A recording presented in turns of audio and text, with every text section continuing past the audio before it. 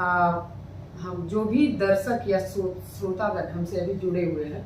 उन सभी का अभिनंदन और आपका भी धन्यवाद कि आप इस ओकेजन पे हमारे यहाँ आकर वो पब्लिक के लिए, दर्शकों के लिए, श्रोताओं के लिए इतना ज्ञानवर्धक जानकारियाँ जुटाने के लिए आप इतना प्रयासरत आप लोग रहते हो। धन्यवाद। Thank you ma'am. लेकिन ये भी पॉसिबल हो पाता है आपकी वजह से कि आप लोग इतना कीमती समय होते हुए हम लोगों के लिए समय निकालते हैं। तो हम सबसे पहले ये जानना चाहूँगी अपने श्रोताओं को और जो हमें देख रहे हैं उन लोगों को ये पूछना चाहूँगी कि टीबी क्या है? और ट्यूबरकुलोसिस एक कीटाणु है, माइकोबैक्टीरियम ट्यूबरकुलोसिस पॉजिटिव ऑर्गेनेज है ये, जो कि इंसान के शरीर में जाता है,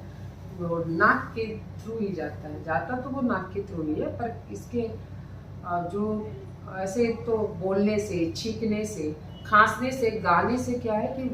जिस भी इंसान को टीबी है वो पूरे वातावरण में वो छींकने के कारण वो बहुत देर तक घंटों वो वातावरण में जिंदा रहता है। और अब दूसरा व्यक्ति जब उस एनवायरनमेंट में आता है, उस जगह में आता है, जैसे कोई टीबी का मरीज हमारे यहाँ पे छींका है, तो अभी कोई भी एंट्री करे या मैं हूँ तो मुझे क्या है कि चूंकि मैंने मास्क नहीं पहना हुआ तो वो मुझे टीबी कर सकता है। तो वैसे ही जनरली जो डॉक्टर्स हैं जो 3rd ईयर में जैसे ही प्रवेश करते हैं वो अपना ख्याल नहीं रखते हैं और टीबी के मरीज को या फिर आला लगा के सुनने के चक्कर में जो नया जो डॉक्टर बनते हैं, जो 1st year 2nd year medical college में हम लोगों को केवल पढ़ाते हैं एनाटॉमी, फिजियोलॉजी और बायोकेमिस्ट्री, और 3rd ईयर से हमें वार्ड ड्यूटी लगती है। तो वार्ड ड्यूटी में हम लोगों को समझ में नहीं आता हार्ट साउंड, तो सुनने के चक्कर में हम लोग पेशेंट के बहुत नज़दीक चले जाते हैं और सांसों का आदान प्रदान हो जाता है। पेशेंट के सांस, चूँकि वो खुद ही पेशेंट है, तो हम लोग उसका साउंड सुनना चाहते हैं, क्योंकि हिसिंग साउंड आता है जो क्योंकि ट्यूबरकुलोसिस जो है उसको फेफड़ा का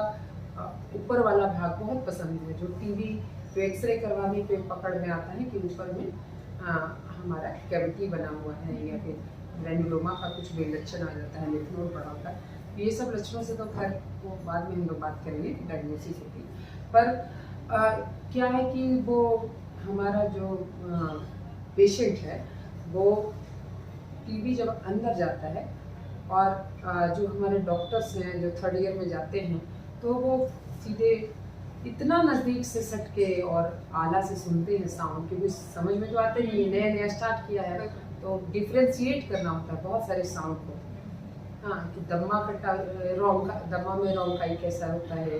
ब्रोंकाइटिस में बीज कैसा होता है, तो अलग अलग साउंड है, जो बीज है वो अलग है, रोंकाई अलग है, तो हिसिंग साउंड अलग है। इस तरह का साउंड डिफ्रेंशिएट करने के लिए डॉक्टर्स बड़े नज़दीक चले जाते हैं तो टीबी हो जाता है। जैसे डॉक्टर शरद चौधरी को भी हुआ था, 3rd ईयर में हुआ था और उनको पता भी नहीं चला था, क्योंकि वो इनकी इम्यूनिटी इतनी अच्छी थी तो इनको पता ही नहीं चला, ये सिम्टोमेटिक थे। बट डॉक्टर पापा जो है हमारे डॉक्टर रामाजी चौधरी, उनका जब एक्सरे मशीन खराब हुआ और टेक्नीशियन ने बनाया तो सिर्फ चेक करने के लिए वो टेबल पे चढ़ गए, क्योंकि बोला जा रहा था कि कोई इंसान चढ़े और एक्सरे करा ले, पर स्टाफ लोग एक्सपोजर के चलते आगे नहीं आना चाह रहे थे, तो घर का कोई मेंबर ही करा ले। तो मेरे हस्बैंड उस टाइम थे, वो खड़े हो गए और सडनली एक्सरे देख के डायग्नोसिस हुआ कि इनको तो टीबी है। तो टीबी जो है वैसे तो बहुत लोगों को होता होगा, जैसे मुझे ही बहुत बार हो सकता है कि हुआ होगा चाहे नहीं हुआ होगा, पर मेरी इम्यूनिटी अच्छी होगी तो मुझे नहीं हुआ आज तक, या फिर एसिम्टोमेटिक है, क्योंकि टीबी अंदर जाती है और आपके जो सेल मेडिएटेड इम्यूनिटी है, एंटीबॉडी नहीं, सेल मेडिएटेड इम्यूनिटी जो है वो मैक्रोफेज उसको खा लेता है चारों तरफ से, जिसकी इम्यूनिटी अच्छी होती है उसको चारों तरफ से घेर लेता है, उसके बाद वो बोन फोकस बनता है, वो ग्रैनुलोमा बन जाता है। ये सब तो खैर पब्लिक के काम की नहीं है, ये सब जान के उनको कोई फायदा नहीं, लेकिन लिम्फ नोड में वो जाके बढ़ जाता है और उसको उससे डायग्नोसिस होती है। तो जिनकी टीबी है, जिसमें एक्टिव है, वो पकड़ में आ जाता है, क्योंकि आपको लक्षण है कि आपको बुखार हो रहा है, आपको भूख नहीं लग रहा है, आपको खाना अच्छा नहीं लग रहा है और आपको ठंडा लगता है, चिल और राइगर आता है, और आपको बुखार के साथ आपको ठंड लगने के अलावा आपको ये वेट लॉस हो रहा है, वजन बहुत कम हो रहा है, अचानक से आप दुबले होने शुरू हो गए हैं, बिना बात के पता ही नहीं चल रहा है क्यों बुखार के साथ आपका वजन लॉस हो रहा है, भूख भी नहीं लग रही। इन सब लक्षणों से पता चलता है कि आपको फेफड़े की टीबी है। पर ये फेफड़े की टीबी दूसरे जगह पे चली जाती है, जैसे हमारे विभाग में, गायनी विभाग में, आपको वो लिम्फ नोड और खून के रास्ते, खून जो है वो चारों तरफ बदन में दौड़ता है, तो उसी तरह बच्चेदानी में भी दौड़ता है, उसी तरह लिम्फ होता है हमारे यहाँ, लिम्फेटिक सिस्टम होता है, पूरा सिस्टम बॉडी का एक दूसरे से जुटा हुआ है। तो फिर फेफड़े की टीबी वो उधर से घूम के, अगर आपकी इम्यूनिटी कमज़ोर है तो वो एक्टिव लीजन जो है आपका पूरे बॉडी में फैल सकता है। फिर आपकी आंखों में टीबी हो सकते हैं, आपके स्किन की टीबी हो सकती है, आपको बोन टीबी हो सकता है, आपको किडनी में टीबी हो सकता है, आपको लीवर में टीबी हो सकता है, उसी तरह से आपको बच्चेदानी में भी टीबी हो सकती है। बिल्कुल, जैसे कि अभी मैम से हम लोग बात कर रहे थे, तो ये मेरा क्वेश्चन ये था कि टीबी के साथ मैम टाइप्स ऑफ टीबी भी बता दी हैं। तो मैम जैसे कि बच्चेदानी का बोल रहे हैं, तो अगर कोई वुमेन है, कोई महिला है, अगर वो प्रेग्नेंट है और वो उनको टीबी है वो प्रेगनेंसी से पहले, तो उसके लिए क्या उनको सतर्कता बरतनी चाहिए?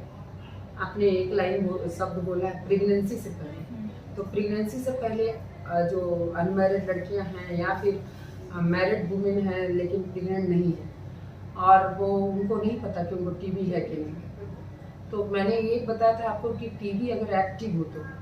उसके बाद है कि टीबी एक्टिव नहीं है मगर उसको आपकी इम्यूनिटी ने दबा करके रखा हुआ है, तो वो आपका है कि क्यूसेंट फेज में है और आपका जांच करने पे पकड़ में अचानक से आता है कि आपको तो टीबी है। और आपको जैसे हम लोग बच्चेदानी में मासिक का जांच करते हैं तो पब्लिक वो टीबी के लिए भेजते हैं कि भैया इसको बच्चा नहीं हो रहा, तो कहीं टीबी तो नहीं है, क्योंकि बिहार यूपी में टीबी बहुत कॉमन है। आप बॉम्बे जाएं और दिल्ली जाएं तो वहाँ के डॉक्टर टीबी का जांच नहीं कराते हैं, पर हम लोग कराते हैं क्योंकि हमारे एरिया में बहुत टीबी है और हमारे यहाँ में एरिया में बहुत लोग कंजेस्टेड रहते हैं, एक ही रूम में रहते हैं, इसलिए बहुत तेज़ी से स्प्रेड होता है। हाँ, और जहाँ थोड़ी गरीबी है वहाँ पे टीबी है। हाँ, तो महाराष्ट्र और दिल्ली में लोग अच्छे कंडीशन में हैं, उनकी इम्यूनिटी अच्छी है, वो अच्छा खाना खाते हैं और वो अलग अलग कमरे में रहते हैं, सोते हैं, थोड़ा डिस्टेंस मेंटेन करते हैं, थोड़ा एजुकेटेड है। यहाँ पर तो लोग बहुत इमोशनल हैं और एक रूम में भी रहते हैं और मजबूरी भी है। हाँ, और इम्यूनिटी भी अच्छी नहीं है, कभी दाल मिला तो सब्जी नहीं, सब्जी मिला तो दाल नहीं। हाँ, तो न्यूट्रिशन की कमी है ही, तो वैसे हाल में इन लोगों को टीबी होने के चांसेस हो जाते हैं। ये अगर फैमिली मेम्बर में किसी एक को हुआ तो दूसरे को भी हो सकता है, पर दूसरा फैमिली मेम्बर इसलिए चेक नहीं करा रहा है क्योंकि उसको खांसी नहीं है, बुखार नहीं, चेस्ट पेन नहीं है और उसको ठंडा लग के बुखार आने के साथ वेट लॉस नहीं हो रहा, ये नहीं हो रहा। क्यों? क्योंकि लेकिन वो जो आदमी बीमार है वो हो सकता है 35 साल का हो, लेकिन 12 साल 18 साल का जो लड़का है वो उसको कोई लक्षण नहीं मगर टीबी उसको भी है। जो लड़की है आपकी 10 साल की, 12 साल की या 22 साल की, हो सकता है उसको कोई लक्षण नहीं पर टीबी, और ये अचानक से पकड़ में आता है जब पेशेंट आते हैं हमारे पास बांझपन के इलाज के लिए। क्योंकि बच्चेदानी में जो टीबी होता है वो टीबी बच्चेदानी के अंदरूनी तह को, पहले अंदरूनी तह को खाना शुरू करता है। तो ये खाने के कारण आपका क्या होता है, ये खाने के कारण ये अंदर ये जो है ये अंदर ग्रैनुलोमा इसको खाने लगता है, जो मैं बोल रही थी ग्रैनुलोमा। ये इसके कारण क्या होता है कि टूट के गिरने लगता है जो समय से पहले, और बहुत अधिक मासिक में रक्तस्राव होता है। लेकिन बाद में ये 3 तरह का जो होता है हमारा एंडोमेट्रियम जो मासिक का था, उसको इतना बेसल लेयर भी डैमेज कर देता है उसके बाद मरीज का मासिक ही खत्म हो जाता है, कम हो जाता है। तो अगर आपका मासिक बहुत ज़्यादा है या बहुत कम है, दोनों हाल में आपको डॉक्टर से मिलना है, क्योंकि फिर अब आपको बच्चा नहीं ठहरेगा। क्योंकि अगर आपको जैसे कि यहाँ पे बच्चा को रोपाएगा कैसे, मतलब अगर बीज है, जैसे अंडा और बीज मिलने से जो जाइगोट बना है वो यहाँ पे टिकेगा कैसे, अगर आपका एंडोमेट्रियम पतला है। तो हम लोग मासिक का पूरा हिस्ट्री पूछते हैं, मासिक का जांच कराते हैं, इसलिए क्योंकि हम ये जान सके कि इनका एंडोमेट्रियम में ट्यूबरकुलोसिस तो नहीं, क्योंकि वो तो फिर बच्चे को भी डैमेज करेगा और बच्चा वहाँ टिकेगा ही नहीं, वॉशन हो जाएगा माँ, और पेशेंट को पता भी नहीं चलेगा, उसको लगेगा मासिक आया, चढ़ के मासिक आ गया और बच्चा खराब भी हो चुका आपको। 75% एबॉर्शन जो है इम्प्लांटेशन के पहले होता है, मतलब वहाँ बच्चा रोपाए उससे पहले ही गिर जाता है बच्चा। ऐसे में ऐसे जैसे कि जो महिला प्रेग्नेंट है उनको पता चलता है कि टीबी है, तो फिर उस सिचुएशन में उनको क्या करना चाहिए? अगर आपको पहले से इलाज चल रहा है और आपको पता है कि टीबी है, तो आपको 2 महीने तो कम से कम नहीं प्लान करना चाहिए प्रेगनेंसी, क्योंकि पहले उन 2 महीनों में आपको 4 तरह के टीबी का दवा चलता है, आइसोनियाजिन, रिफैम्पिसिन, पाइरिजिनामाइड और इथाबिटॉल। और ये सब जो है ना बच्चे के आँख और कान में पाइरिजिनामाइड और इथाबिटॉल से आँख का रोशनी, आँख डैमेज हो सकता है। अब मतलब मैं हिंदी में ट्रांसलेट करने की कोशिश कर रही हूँ, ये और सेंसोरी न्यूरल डिफनेस भी हो जाता है, तो इसलिए ऐसे में आपको 2 महीने आपको अवॉइड करना है, कॉन्ट्रासेप्शन लेना है। उसके बाद 3rd मंथ से जब आपको 2 दवाइयाँ चले, आइसोनियाजिन और रिफैम्पिसिन, तो आप ये टीबी के लिए ट्राई कर सकते हो, मतलब प्रेगनेंसी के लिए ट्राई कर सकते हो अगर आपको। मैम जो अभी दवा की बात आई, तो क्या जो टीबी का जो इलाज चल रहा है, ऐसे सुनने में मतलब मिलता है कि जो टीबी के इलाज में जो दवा यूज किया जाता है उसका असर पड़ता है, जो मतलब उसको नेगेटिव इम्पैक्ट पड़ता है जो लोग उसको यूज करते हैं, दवा का कोई साइड इफेक्ट होता है उनके शरीर पे, बॉडी पे? किस दवा का साइड इफेक्ट नहीं है? आप कोई भी दवा आपकी उठा लो, अगर आप साइड इफेक्ट देखोगे तो आप दवा खा ही नहीं पाओगे। साइड इफेक्ट तो बहुत है। पहले तो आप जैसे ही खाते हो आपको उल्टी होने लगती है, फोलिक एसिड की कमी हो जाती है, तो इसलिए टीबी का मरीज के साथ फोलिक एसिड भी दिया जाता है। और आपको फोलिक एसिड की कमी से बच्चा जो है आपको एनेंसेफेलिका या स्पाइना बाइफिडिका न्यूरोटिव डिफेक्ट का बच्चा हो सकता है, जिसका खोपड़ी नहीं बने या फिर पीठ में बड़ा सा ट्यूमर हो जाए, ये हो सकता है। तो पहले तो बहुत उल्टी होती है, मितली होती है और भूख नहीं लगता है। और टीबी का दवा खाने से चेस्ट पेन से लेके सब तरह का एनोरेक्सिया, नौजिया, ये सब बहुत होता है। तो वो सब साइड इफेक्ट तो बहुत है, तो किस दवा से नहीं। लेकिन अगर हमको जड़ से बीमारी को उखाड़ फेंकना है तो हमें टीबी का दवा पूरा कोर्स करना पड़ेगा। ये नहीं कि 2 महीना खाया, 4 महीना छोड़ दिया, अब वो टॉलरेट नहीं हो रहा है तो छोड़ दिया। तो इसको भी हम लोग बोलते हैं कि पेशेंट को फिर से हमें दवा स्टार्ट करनी पड़ेगी और पूरा कोर्स कराना पड़ता है। तो आपके डॉक्टर डिसाइड करेंगे कि आपको 6 महीने का कोर्स है या 9 महीने का कोर्स है, और ये आपको पूरा करना पड़ेगा, वरना आपको ड्रग रेजिस्टेंट हो जाएगा। मतलब नेक्स्ट टाइम आपको टीबी का दवा काम नहीं करेगा, और ये टीबी के कीटाणु इतने मजबूत हो चुके हुए कि इस दवाई से नहीं मरेंगे। इस कंडीशन को मल्टी ड्रग रेजिस्टेंस कहते हैं, मतलब कि जिसमें आइसोनियाजिन और रिफैम्पिसिन दोनों से आपका कीटाणु जो है वो मरने वाला नहीं है। इसलिए कोई भी एंटीबायोटिक आप शुरू करें तो पूरा खत्म करें। भले आप आयरन कैल्शियम की गोलियां आप नहीं खा पा रहे हो,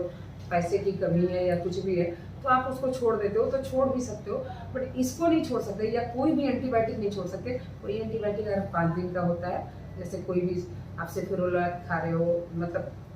सेफिरॉक्सिन खा रहे हो, या कोई भी ग्रुप का मेगापेन ही खा रहे हो, तो आपको खाना होगा पूरा, जो चाहे डॉक्सीसाइक्लिन है तो आपको 14 दिन का खाना है, तो खाना है। ये नहीं कि 2 दिन का खा लिया और फिर नहीं खाया, ऐसे नहीं चलता है। फिर नेक्स्ट टाइम आपको ये दवा ये सब नहीं करेगी, इससे हाई पावर का आपको दवा देना पड़ेगा। तो बाकी एंटीबायोटिक में तो हमारे पास ऑप्शन है कि हम इससे हाइयर चले जाएंगे। टीबी की दवाई में मेरे पास कोई ऑप्शन नहीं है कि मैं ये, अगर मल्टी ड्रग रेजिस्टेंट हो जाएगा तो आप बहुत प्रॉब्लम में फंसने वाले हैं। तो इससे अच्छा है कि कोई भी जो लोग श्रोतागण हमें सुन रहे हैं या देख रहे हैं, वो प्लीज़